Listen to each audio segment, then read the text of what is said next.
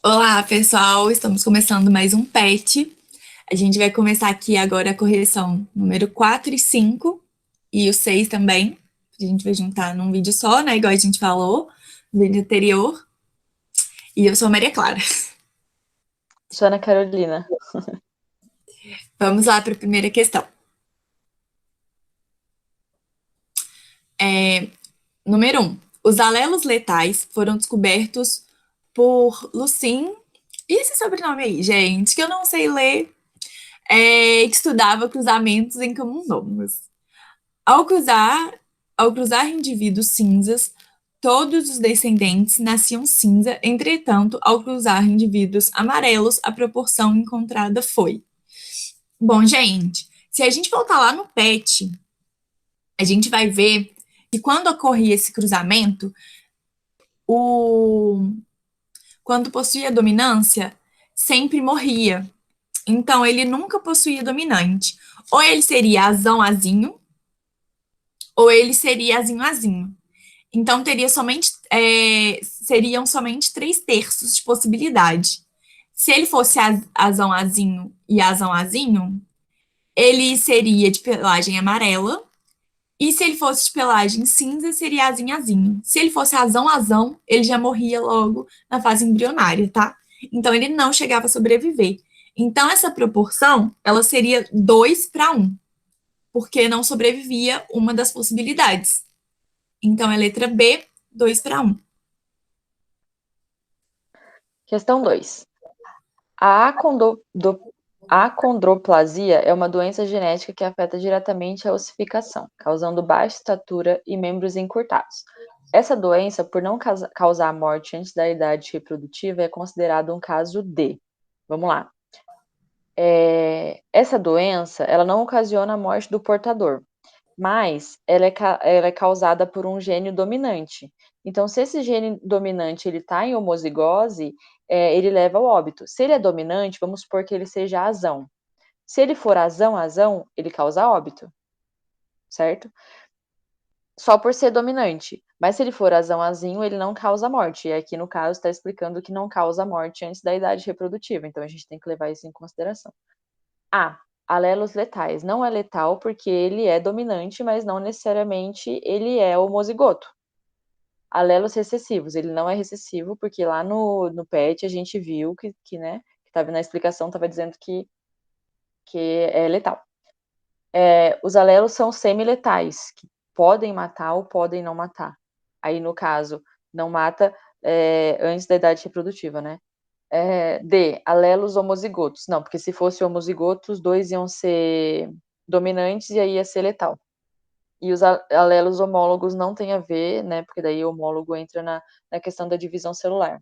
Então, a resposta aí, no caso, é a letra C, que é semiletal. Porque ele é dominante, mas ele pode ser, e é, nesse caso, heterozigoto. Então, ele não causa morte. Só causa morte no caso de homozigoto, azão-azão, por exemplo. Certo? Número 3, o FG. No homem, a acondroplasia é a anomalia genética autossômica dominante, caracterizada por um tipo de nanismo em que a cabeça e o tronco são normais, mas o braço e as pernas são curtos. A letalidade dessa anomalia é causada por um gene dominante, dose dupla. Dessa forma, na descendência de um casal acondroplásico, a proporção fenotípica esperada em F1E. Gente, a gente vai fazer aquele cruzamento básico de azão, azinho, azão, azinho. E aí a gente vai perceber aí que, como falou, se for azão, azão, vai ser letal. Então, morreria já de uma vez. Então, a gente já nem contaria. Então, a gente teria 3 possibilidades. São 2 possibilidades de azão, azinho e uma possibilidade de azinho, azinho. Então, seria 2/3, né? Que são 3 as opções, e 2 possibilidades de ser azão, azinho. E o azinho, azinho é 1/3, que aí a gente vai jogar aí na proporção de porcentagem, seria 66,7 de ser anão e 33,3 de ser normal, porque a chance de ser anão é maior porque ele é dominante, tá? Questão 4. Quanto aos conceitos básicos de genética, assinale a alternativa correta. Nessa questão, depois de ler as alternativas, a que mais chama a atenção é a letra E. É um pouco é uma pegadinha da genética aí, né? Porque a gente tem uma tendência a pensar erroneamente, a pensar de forma errada, que o dominante, ele inibe a ação do outro que é recessivo. É como se o dominante fosse muito superior ao recessivo, mas não, porque se ele fosse muito dominante ao recessivo, não iam ter doenças recessivas passando de geração em geração, porque ele ia ser dominante, então não faria sentido, entendeu? E a gente tem mesmo essa ideia equivocada. Então, a alternativa mais adequada é a E. O termo dominante, ele pode levar, né, a ideia equivocada de que um alelo domina ou inibe a ação do outro alelo. E a gente não conhece, não tem casos, né, de alelos que exerçam mesmo essa ação inibitória. Então, aí é a mais correta. A gente tem essa tendência a achar que o dominante é o que vai prevalecer sempre e vai fazer com que o recessivo deixe de existir e tal. Mas não, porque o recessivo é passado de geração em geração, mesmo quando tem o dominante na família, né? Então, a gente sabe que o dominante não é tão dominante assim quanto o termo dominante dá a entender. É uma das pegadinhas aí da genética. Amiga, você tá muda, amiga.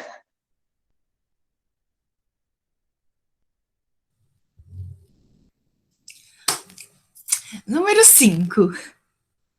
Unicentro. Dominância incompleta ou semidominância ocorre quando alelos em heterozigose promovem efeitos diferentes no fenótipo em relação ao estado homozigose. Em plantas maravilhas, o genótipo abaixo influencia nos seguintes fenótipos. Bzão, Bzão são flores vermelhas, Bzinho, Bzinho, flores brancas, Bzão, Bzinho, flores rosas. Em cruzamento entre a maravilha vermelha e a maravilha branca, nasceu o F1, 90 maravilhas rosas. Qual a porcentagem de indivíduo cor vermelha ocorrer se, a porcentagem de indivíduos de cor vermelha ocorrerá se autofecundarmos duas maravilhas da F2. Então, a gente vai fazer dois cruzamentos nessa questão.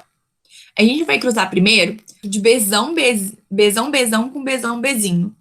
Por quê? É a possibilidade de ser a rosa, né? E aí a gente vai ver que nesse cruzamento todos vão ser rosa. Nem o vermelho e nem o branco prevalece. Vai possuir as duas cores no filho, né?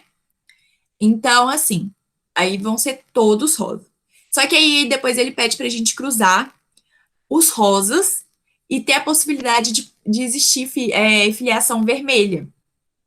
E aí a gente vai cruzar Bzão, Bzinho com Bzão, Bzinho. E a gente vai perceber que a possibilidade de possuir Bzão, Bzão, que é o vermelho, que é dominância vermelha, é de 25%, que é um quarto, né? Porque se for Bzão, Bzinho, vai ser rosa. E Bzinho, Bzinho é o branco. Então vai ser a letra B, 25%. Questão 6. A maravilha é uma planta que apresenta flores vermelhas, brancas e rosas. O fenótipo rosa é determinado quando a planta é heterozigótica e se caracteriza por essa coloração intermediária. Então, o rosa é uma coloração intermediária. A gente tem lá a flor mãe rosa, a flor pai branca e a flor filha rosa, por exemplo. E aí a maravilha é um exemplo clássico de quê? Alelos letais. Não tem nada a ver. Dominância completa. Se fosse dominância completa, o dominante vermelho ia ter um filho vermelho, por exemplo, não ia ter um filho rosa, certo? Porque daí ele ia ser realmente dominante. Dominância incompleta, justamente porque tem três possibilidades nessa dominância. Ela pode ser branca, ela pode ser vermelha, mas ela pode ser rosa. Então ela é incompleta. Não tem aí uma dominância de fato, entendeu? A epistasia. No caso da epistasia, um não predomina sobre o outro. Então, não ia ter a opção de ter o branco, de ter o vermelho e de ter o rosa. Ia ter só o rosa, porque ia ser só a mistura desses genes, entendeu? E a codominância funciona de maneira muito parecida que a epistasia. Então, aí a resposta é a letra C, dominância incompleta, porque podem ter três tipos, inclusive um que misturou os dois genes, misturou o branco com o vermelho, deu o rosa, mas também pode ter só o vermelho, também pode ter só o rosa como descendente aí dessa planta. Eu trouxe aqui, ó, para vocês, por exemplo. Aqui a gente tem o vermelho e tem o rosa. Aqui a gente vê que o vermelho e o branco, desculpa. Aqui a gente vê que o rosa veio da mistura do CA com o CB, certo? Só que aqui a rosa, nesse caso, tá rosa, mas ela podia ser vermelha, ou ser branca, ou ser rosa. A gente tem 3 opções, entendeu? Por isso que ela é uma dominância incompleta. Agora nós vamos corrigir, continuar a correção do PET 2, mas da semana 6, que a gente achou melhor colocar só em um vídeo, já que a semana 6 é um pouquinho curta. Vamos dar início ao PET 6, né? Número Semana 6, amiga! Deus! Concentra! Ai, nossa, deu até uma dor na minha barriga. Vai. Senhor. Vamos dar início à semana 6. Número 1, Enem. Em um hospital, havia 5 lotes de bolsas de sangue, rotulados com os códigos 1, 2, 3, 4 e 5. Cada lote continha apenas o tipo sanguíneo não identificado. Uma funcionária do hospital resolveu fazer a identificação utilizando 2 tipos de soro, anti-A e anti-B. Os resultados obtidos estão descritos no quadro. E aí tá pedindo aí pra gente quantos litros de sangue eram no grupo sanguíneo do tipo A. Gente, essa questão é bem fácil. A gente tem que pensar que quando a gente coloca o soro, se ele não aglutinar, é porque ele não possui o A. Ele não possui o A. E se não aglutinou com B, com o sorante B, ele não possui o B, o tipo sanguíneo B ali no meio, né? Então, assim, a gente tem que procurar qual que vai ter somente, qual que vai aglutinar somente com A, que seria o 2. O 3 também, ele também aglutinou, só que ele também aglutinou com o sorante B. Ou seja, esse tipagem ele é AB, né? Porque existe o tipo sanguíneo AB. Só que a gente está pedindo só o A. E o A seria somente o código de lote número 2, que é o volume sanguíneo de 25, que é a letra B. Questão 2. Antes das técnicas modernas de determinação da paternidade por exame de DNA, o sistema de determinação sanguínea ABO foi amplamente utilizado como ferramenta para excluir possíveis pais, né? Exame aí de paternidade, bem conhecido. Embora restrito à análise fenotípica, era possível concluir a exclusão do genótipo também. Considere que uma mulher teve um filho cuja paternidade estava sendo contestada. Então, a gente tem aí uma mãe que queria saber quem é o pai do filho. A análise do sangue revelou que a mãe é do tipo AB e que o filho é B. Então, a mãe quer saber quem é o pai do filho B dela, o filho que tem a tipagem sanguínea B. O genótipo do homem pelo sistema ABO que exclui. Então, qual das opções aqui não pode ser pai dessa criança? Qual dessas opções não pode ser o pai da criança do tipo B? Aí a gente tem aqui a tabelinha, ó. Ali, ó, o menino, o filho, ele é só tipo B. Se o pai dele fosse tipo A, ele seria AB. E ele não é AB, ele é só B. Então, para ele ser só B, o pai tem que ou ser B ou CA, mas CA izinho, CA recessivo. Não ser o A dominante. Porque se ele fosse A dominante, se o pai fosse A dominante, o filho ia ser AB. E o filho é só B. Então, o pai... Meu Deus, cadê? Aí, ó. Então, o pai, ele não pode ser Izão Azão. Porque senão o filho ia ser AB, não ia ser só B. Para o filho ser B, o pai ia ter que ser Izinho ou B. Então, a resposta é a letra A. Número 3, Enem. O quadro a seguir refere-se aos grupos sanguíneos humanos e seus respectivos genótipos, e o esquema seguinte representa a possibilidade da doação entre esses diferentes grupos. Um casal tem 3 filhos, sendo um do grupo A, outro do grupo B e o terceiro do grupo O. Considerando somente o sistema ABO, para fins de transfusão sanguínea, a possibilidade do casal dar à luz a uma menina que no futuro possa doar sangue para todos seus irmãos é de. Gente, a gente vai ter que fazer aí o cruzamento para o pai e a mãe poder ter um filho A, B e O, quer dizer que eles têm que ter eles têm que ter a dominância e o izinho, porque cruzando os dois que tem izinho vai dar O, né? Então a gente vai fazer esse cruzamento aí.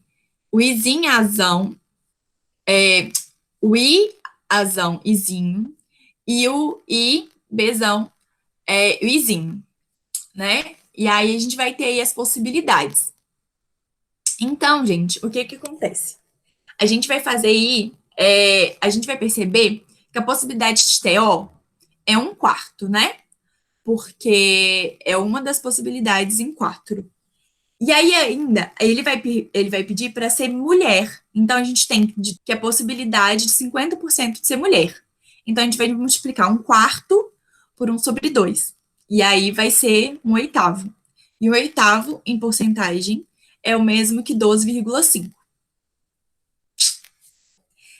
E é isso, pessoal. É isso aí, galera. Semana 6 corrigida. E a gente volta aí com o patch 3 logo menos, para continuar a correção com vocês. Aguardamos Espero que a vocês gente tenha aqui. ajudado. Sim, e aguardamos vocês aqui nas próximas correções. Até a próxima. Tchau. Amiga. Amiga.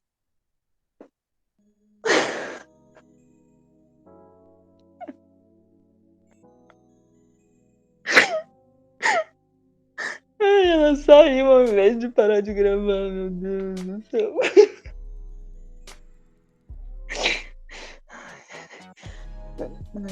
Cristo!